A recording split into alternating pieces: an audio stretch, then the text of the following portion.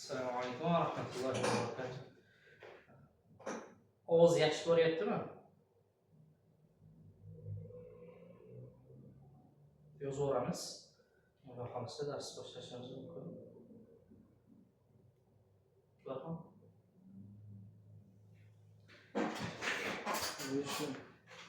Ovoz yaxshi borayotgan bo'lsa yozib qo'ying. Kommentga yozsanglar boshlaymiz keyin. Yaxshi ekanmi? Hop, davom etamiz. Bismillahirrohmanirrohim. Inshaalloh mana bugun sarf fanidan 5-darsimiz. Sarf fanidan shu paytgacha biz sarf faniga umumiy kirish, kalimalarni bo'linishlari, asl zoida harflar, vazn tushunchasi, aqsomlar, ismning bayoni hamda mushtoq ismlar haqida batafsil gaplashgandek bo'ldik. Inshaalloh bugun boblardan boshlaymiz. Boblar, ya'ni fe'llarni boblarga bo'linishligi. Fe'llar yuqorida aytib o'tganimizdek asli harflari yoki 3talik yoki 4talik bo'ladi. Undan oshib ketmaydi, undan kam ham bo'lmaydi. Endi shu asl harflari 3talik bo'lganlarini alohida, 4talik bo'lganlarini alohida maydalab o'rganib chiqamiz. 3talik bo'lganlarini o'zi 6ta turga bo'linib ketadi. U har bir turini yuqorida biz aqsomlar qismida o'tgan 8ta bo'limga alohida bo'lib maydalab o'rganib chiqamiz. Hozir sizga bitta rasmni ko'rsataman. Hozir bir daqiqa. Hop.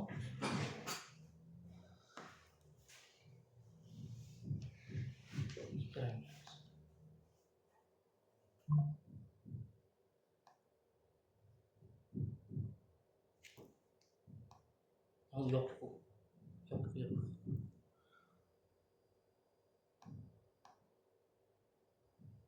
Şey istiyor. Çok.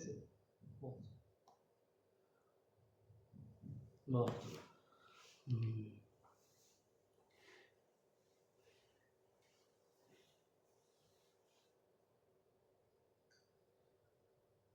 Hop.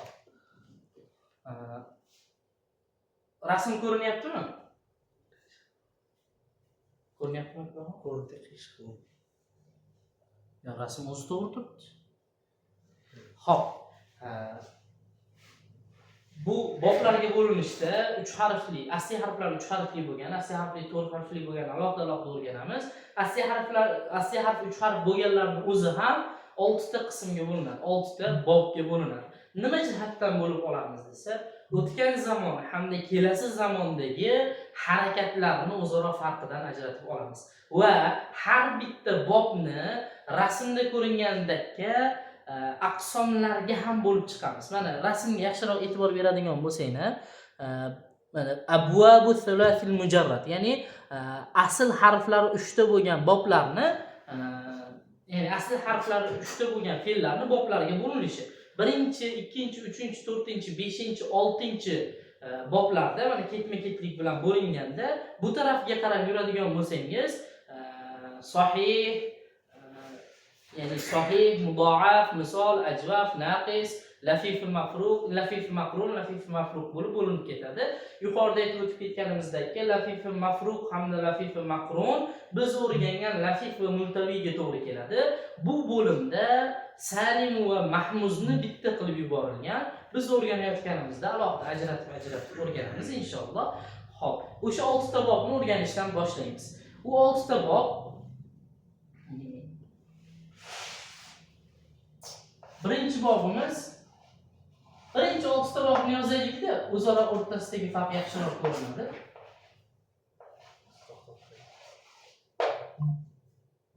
Ko'rinayotgani ko'p kishilar. O'shanda buni chiqarib tashlaganimda keyin o'zgarish bo'ldi. To'g'ri, tamom. Nima qilish?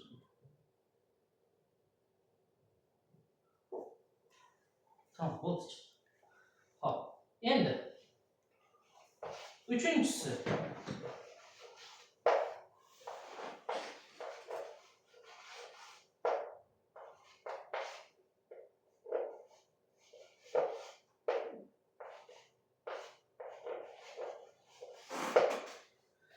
e'tibor bersanglar, 6 tasi ham asl harflar 3 harfli bo'lganligi uchun va qo'shimcha zoida harf qo'shilmaganligi uchun nima? Fa'il nomni o'zidan foydalanib yasaymiz.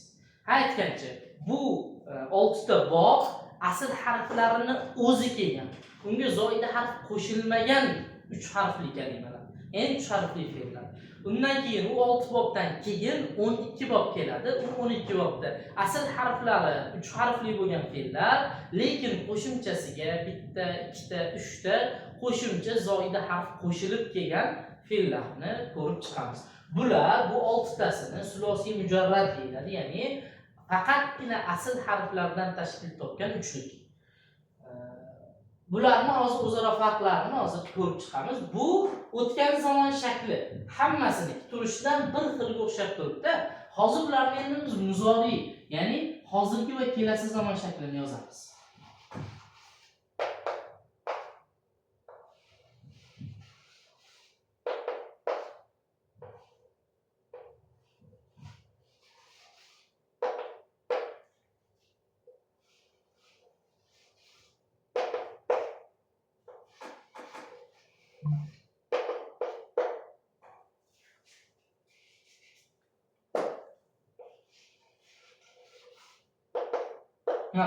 E'tibor berishingiz mumkin, 6 bob mozisi ham, muzorisi ham bir xil shaklda, bir xil holatda. Biroz oldin aytdimki, men bu 6 bobni bir-biridan o'zaro farqini mozi va muzorisidan ajratib olamiz. Vaholanki 6 bobni mozisi hamda muzorisi mana bir xil holatda turibdi. Endi sekin-sekin harakatlarni ham qo'yib chiqadigan bo'lsak, 6 bobni ham mozisini fa barobarini harakati fathali bo'ladi. Fa. 6 bobniki ham. 6 bobni ham lom barobarini harakati ham fathali bo'ladi. La. 6 bobni ham muzorisini birinchi harfini harakati fathali bo'ladi. Ikkinchi harfi 6 bobda ham sukun bo'ladi.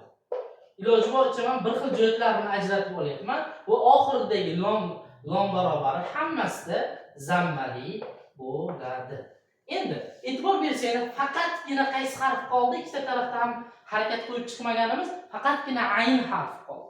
Mozida ham, muzorida ham faqatgina ayn harfi qoldi. Biz sulosiy mujarradda, ya'ni asl harflar 3 harfdan iborat bo'lib, zoida harf qo'shilmaganlarni bir-biridan ajratishimizga eng kerak bo'ladigan vosita bu ayn barobaridagi harf. Ayn barobaridagi harfning harakati goho fatha, goho zamma, goho kasra bo'ladi. Shunga qarab biz ularni boblarga bo'lib chiqamiz. Mana birinchi 3 ta bobning harakati ham fathali bo'ladi, ayn barobari. Ya'ni fa'ala, fa'ala, fa'ala. Lekin 4-bobniki kasra, 5-bobniki zamma, 6-bobniki ham kasra bo'ladi. E'tibor beramiz. Fa'ala, fa'ala, fa'ala, fa'ila, fa'ula, fa'ila bu. E'tibor berdik-a? Asosiy o'zgarishlar ayn barobarida bo'ladi. Endi mana bu 3 ta bobni qanday ajratib olamiz? 3 ta bobni ham o'tgan zamon, ya'ni mozi shakli bir xil bo'ldi. Fa'ala, fa'ala, fa'ala yoki 4 bilan 6, fa'ila, fa'ila. Bularni qanday ajratib olamiz degan savolga muzorisini ayn barobaridan ajratib olamiz. Birinchi bobni mozisi fa'ala, muzorisi yaf'ulu bo'ladi. Ikkinchi bobni mozisi fa'ala, muzorisi yaf'alu bo'ladi.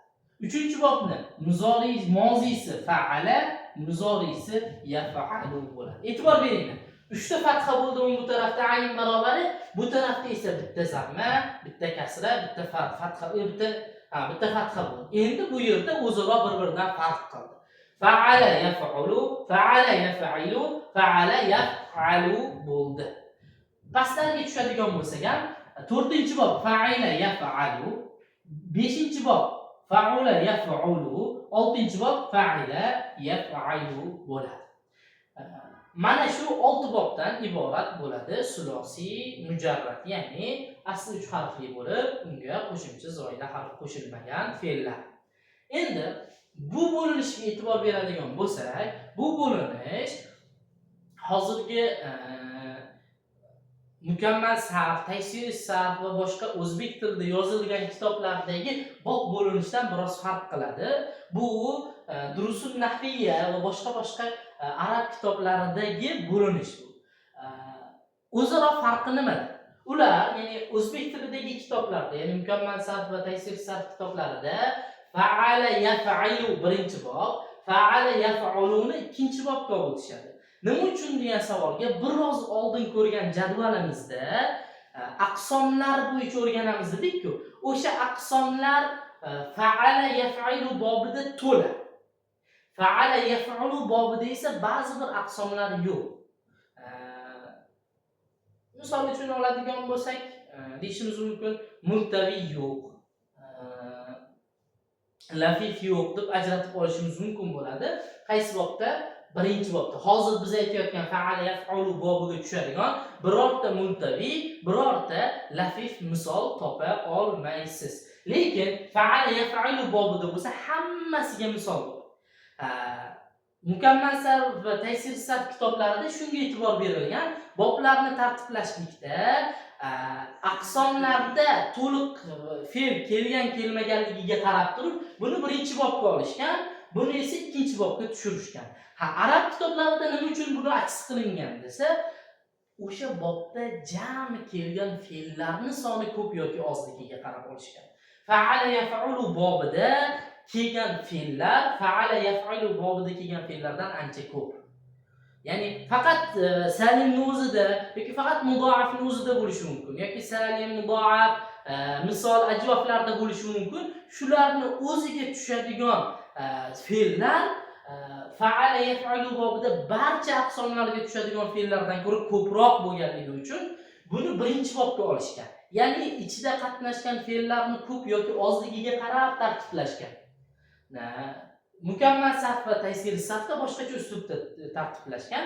Biz mana shu uslubni oldik, shu uslubda birgalikda o'rganamiz. Ya'ni fa'ala yaf'uluni biz birinchi bob deymiz, fa'ala yaf'aluni ikkinchi bob, fa'ala yaf'aluni uchinchi bob, fa'ila yaf'aluni 4, fa'ula yaf'uluni 5, fa'ila yaf'aluni 6. Buni osonroq yodlab olishimiz uchun, osonroq esimizda qolishi uchun bir kichik she'riy uslubga ham keltirib olishimiz mumkin bo'ladi.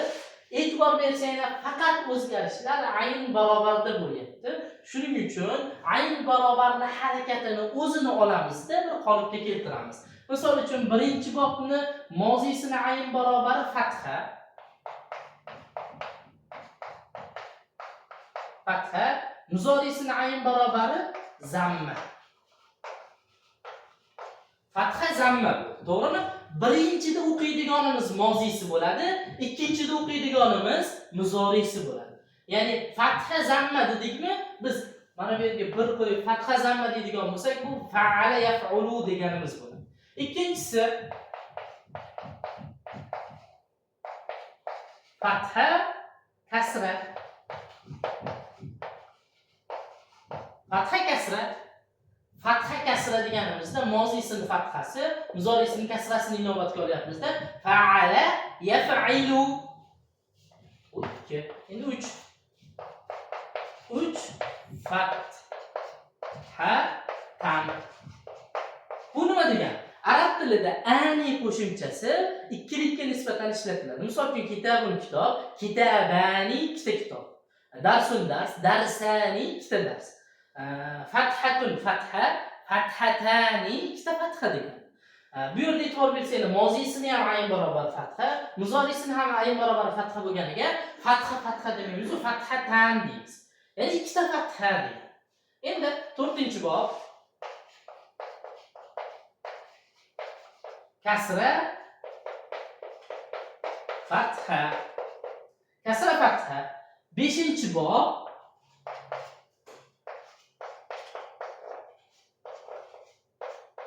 zamma.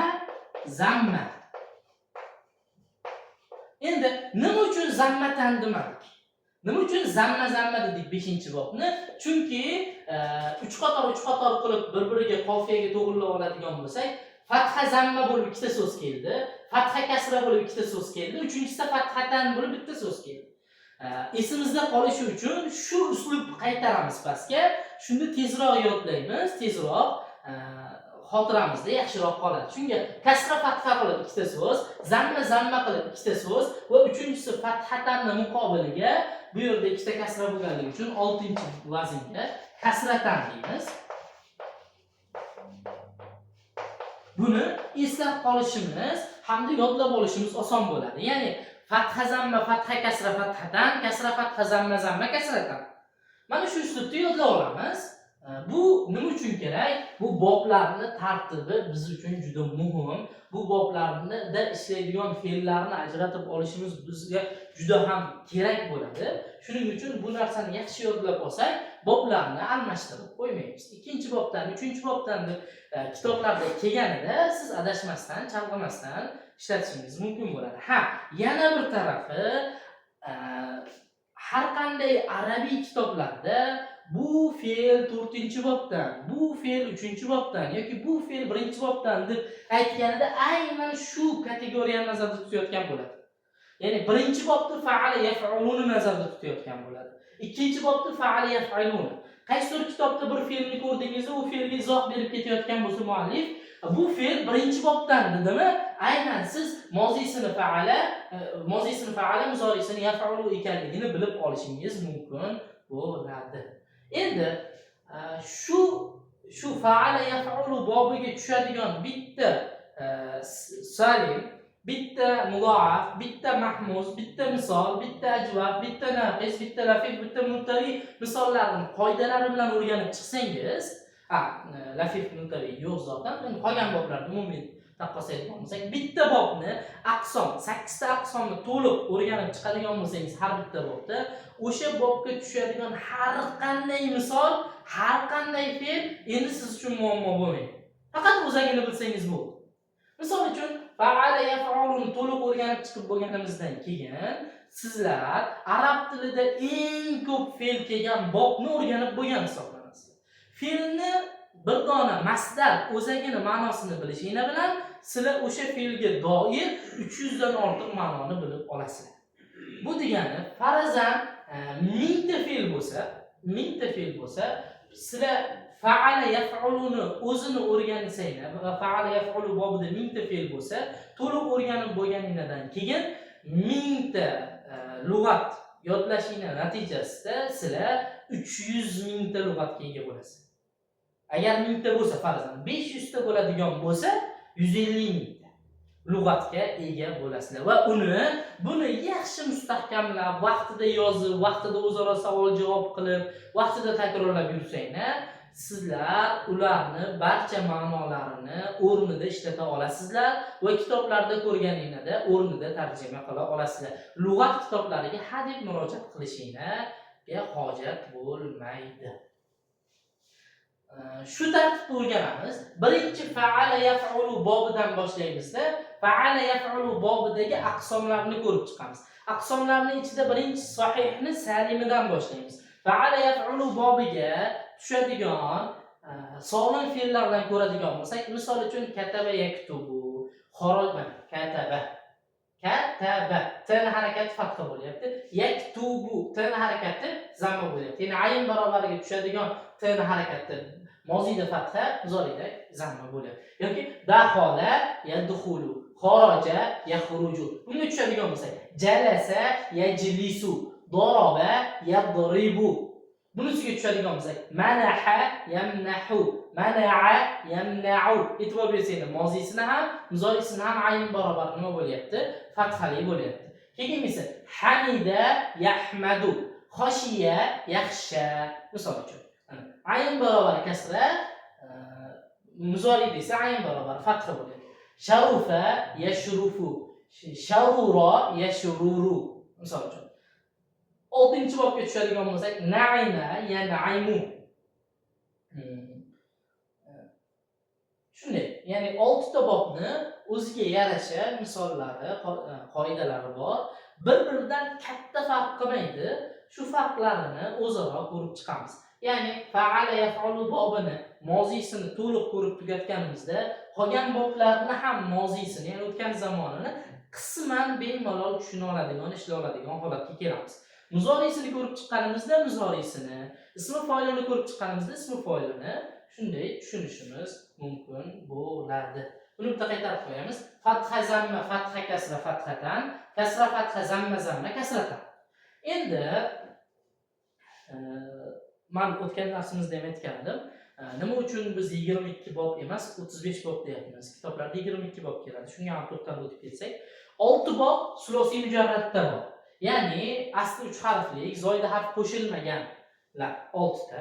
12 ta asli 3 harflik, lekin zoida harf qo'shilganlari bor. 6 ga 12 ni qo'ysak 18.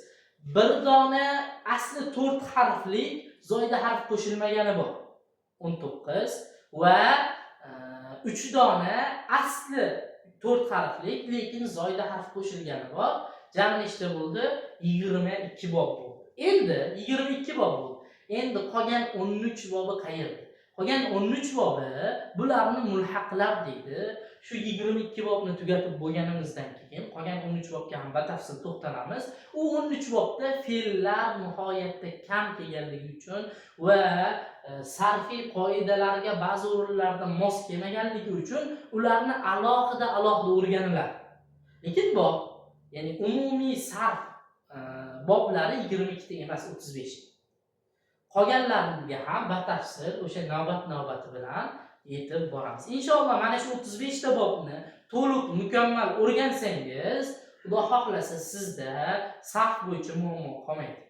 Faqatgina o'qiyotgan kitobingizda, gapirayotgan so'zingizda tahlil qilib, tatbiq qila olishingiz qoladi xolos. Inshaalloh o'shani birinchi bobini salimidan boshlaymiz. Xo'p. Qancha vaqtimiz bor? 25 ta. 25 ta mana demak davom ettirsak bo'ladi. Xo'p, endi shu birinchi bobni o'zini qoldiramiz, qolganini o'chirib tashlaymiz.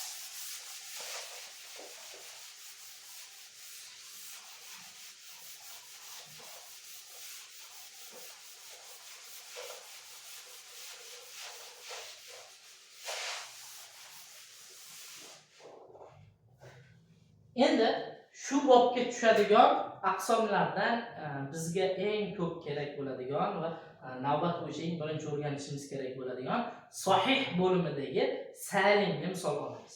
Bu kataba bo'ladi. Yuqorida aytib o'tganimizdek, kataba.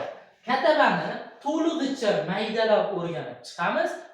Biz va'da qilgan 300 ta atrofidagi songa yetib borgunigacha to'liq maydalab o'rganib chiqamiz, keyin boshqa fe'lga o'tamiz.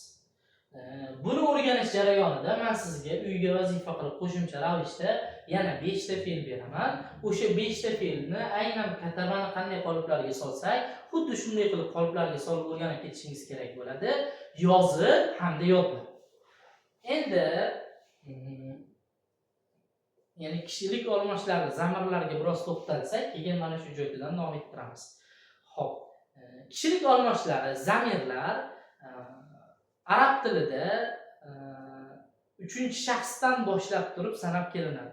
3-shaxs ya'ni u ayol, u erkak, keyin ikkinchi shaxs sen ayol, sen erkak bo'lib, keyin birinchi shaxs men bo'lib davom etadi.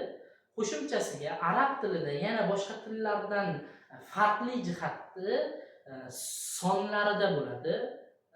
Arab tilidan boshqa barcha tillarda birlik va ko'plik bo'lsa, arab tilida birlik, ikkilik va ko'plik bo'ladi.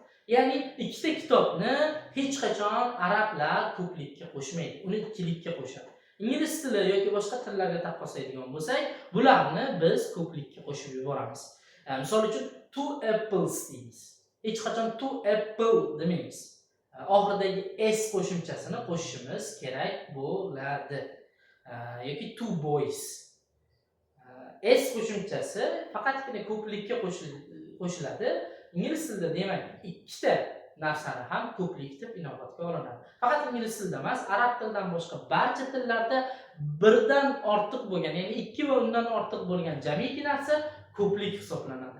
Arab tilida esa bir dona narsa birlik, ikkita narsa ikkilik va 3 va undan ortiq narsalarni ko'plik deb ajratib olamiz. Demak, shunday ekan, kishilik olmoshlarini ham birlik, ikkilik, ko'plik versiyasi bo'ladi va o'zbek tilidan yana bir farqli tarafi jinsga ham ajraydi. O'zbek tilida u desak, o'g'il bolani ham, qiz bolani ham tushunishimiz mumkin.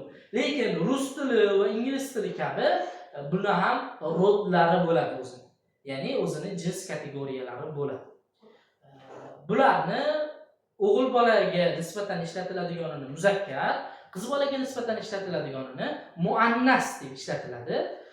Demak, birinchi o'rinda o'rganishimiz kerak bo'lgan narsalardan uchinchi shaxsni hamma biladi, ya'ni u gapirayotgan hamda eshitayotgan odamdan tashqari odamni uchinchi shaxs deymiz. Uchinchi shaxs. Ikkinchi shaxs eshitayotgan odam. Men gapirayotgan bo'lsam, u gapni kimga qarata aytayotgan bo'lsam, o'sha odam ikkinchi shaxs hisoblanadi va birinchi shaxs gapirayotgan odam. Birinchi shaxs gapirayotgan odam. Endi bularni jins kategoriyasiga ham ajratib olamiz. Misol uchun mz desak muzakkar, mn desak muannas. Ya'ni uchinchi shaxsning o'zida muzakkar bor, muannas bor. Ikkinchi shaxsning o'zida ham muzakkar bor, muannas bor. Lekin birinchi shaxsda unday tushuncha yo'q. Ya'ni men deb gapirayotganimda jinsga ajratilmaydi. Biz deb gapirayotganimizda jinsga ajratilmaydi. Endi uchinchi shaxsning o'zida muzakkar muannasga, ikkinchi shaxsda ham muzakkar muannas, ya'ni erkak va ayolga ajratib oldikmi? Endi bularni son jihatidan maydalab olamiz. Birlik, ikkilik, ko'plik. Ya'ni birlik, ikkilik, ko'plik. Buni ham birlik, ikkilik, ko'plikka ajratib olamiz. Birlik, ikkilik, ko'plik. Birlik, ikkilik, ko'plik. Biroz mayda bo'lib qolayotgan bo'lsa, daftarga yozishda ovozdan foydalanaverasizlar. Bu ko'rinmayotgan bo'lsa, ya'ni birinchisiga birlik deb yozasizlar, undan keyin ikkilik, eng tagiga ko'plik deb yozasiz. Xuddi o'sha tartibda tushadi. Faqatgina mutakallimga, ya'ni birinchi shaxsga yetib kelganimizda birlik hamda ko'plik bo'ladi xolos. Ikkilik varianti va muzakkar muannas tushunchasi gapirayotgan shaxsga nisbatan bo'lmaydi. Xo'p, unda ikki kishi biz demoqchi bo'lsa qanday ishlatadi? Ko'plik versiyasini qanday ishlatsa shunday ishlatishi mumkin bo'ladi. Endi bularda shaxs qo'shimchalarini ko'rib chiqamiz, ya'ni kishilik olmoshlarini ko'rib chiqamiz. U bir erkak, u ikki erkak, ular erkaklar, u bir ayol, u ikki ayol. Bu nima uchun kerak? Katabani yaxshiroq tushunishimiz uchun, yaxshiroq maydalab ochib olishimiz uchun bu o'ta muhim. Ya'ni u bir erkak bajar, ya'ni u bir erkak yozdi. Sen ikki erkak yozding. Sizlar erkaklar yozdingiz, sizlar ayollar yozdingiz. Men yozdim, biz yozdik qilib ajratib chiqishimiz uchun bu o'ta muhim hisoblanadi. Shuning uchun bularni hozir kishilik olmoshlarini birgalikda ko'rib chiqamiz. Ya'ni uchinchi shaxs erkak kishiga birlikda dalolat qiladiganini biz huwa deymiz. Huwa ya'ni u bir erkak degani. U bir erkak. Ikkilik versiyasi huma bo'ladi. Huma. Menimcha akbarxon uncha tiniq ko'rinmayapti shekilli yozuvlar.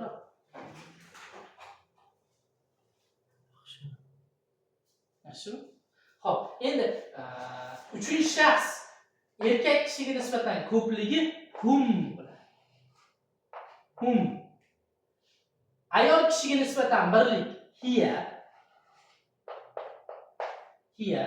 Ikkilik huma. Ko'plik esa hunna. Endi ikkinchi shaxsga o'tamiz. Ya'ni sen, siz, o'shanga. Xo'p, ikkinchi shaxsni erkak kishiga nisbatan birligi anta bo'ladi. Anta sen degan, ya'ni bir erkakka nisbatan sen degan. Xo'p, antuma siz ikkingiz degan. Antuma. Ko'plikchi desa antum bo'ladi.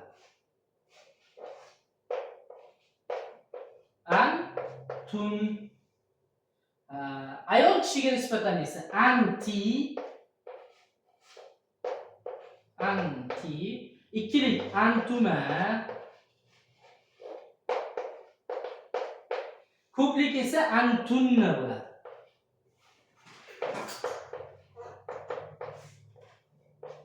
Antunna. Buni xudo xohlasa yozilgan shaklini ham tashlab beramiz. Xo'p, endi mutakallim, ya'ni birinchi shaxsga nisbatan birlik ana,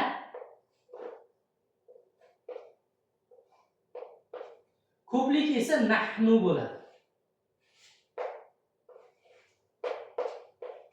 Nahnu. Ana men, nahnu esa biz degan. Endi tarjimalari bilan birgalikda ko'rib chiqamiz. Huwa u bir erkak, huma u ikki erkak, hum ular erkaklar. Hiya u bir ayol, huma u ikki ayol, hunna ular ayollar. Anta sen bir erkak, antuma siz ikki erkak, antum sizlar erkaklar. Anti sen bir ayol, antuma sen ikki ayol, antunna sizlar ayollar. Ana men, nahnu biz. Birga qo'shib faqat arabchasini o'zini aytadigan bo'lsak, huwa huma hum, hiya huma hunna, anta antuma antum, anti antuma antunna, ana nahnu. Endi xuddi shularga katabani solib chiqishimiz kerak bo'ladi. Ya'ni o'tgan zamonda bir ish harakati, ya'ni yozish harakatini u bajardi, u ikkisi bajardi, ular bajardilar, u bir ayol bajardi qilib solib chiqishimiz kerak bo'ladi. Inshaalloh keyingi darsda kataba fe'lini shularga maydalab solib chiqamiz va qo'shimchasiga o'timli va o'timsiz fe'llarni ham birgalikda o'rganamiz.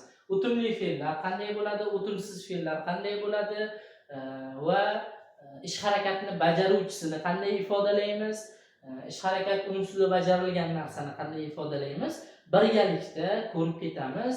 Bu qismlari qisman nahvga ham aloqasi bor, lekin sarfni yaxshiroq o'rganishimiz uchun zarur bo'lganligi uchun ularni ham ko'rib ketamizda va mana shu joydan katabani mana shularga maydalab solishdan davom etamiz. Inshaalloh robbil alamin. Assalomu alaykum va rahmatullohi va barakatuh.